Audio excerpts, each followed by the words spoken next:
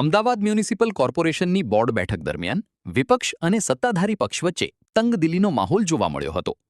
વિવિધ સ્ટેન્ડિંગ અને અન્ય કમિટીઓમાં વિપક્ષી સભ્યોને સ્થાન ન અપાતા કોંગ્રેસના કોર્પોરેટરોએ વિરોધ પ્રદર્શન કર્યું હતું.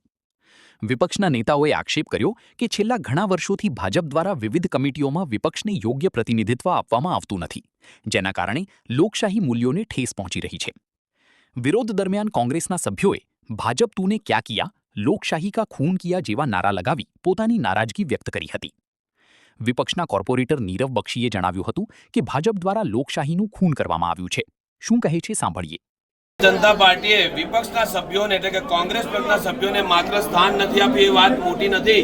મહત્વની વાત એ છે કે અમદાવાદની જનતા સાથે તેમણે દ્રોહ કર્યો છે.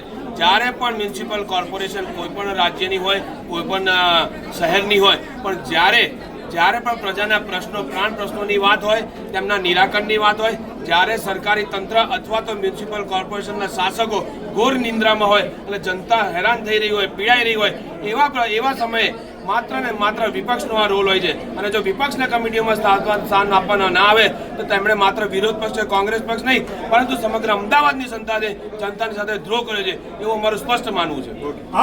ऐसे ही अन्य खबरों के लिए चैनल को सब्सक्राइब कीजिए. खबरों का नोटिफिकेशन पाने के लिए बेल आइकॉन को जरूर दबाएं.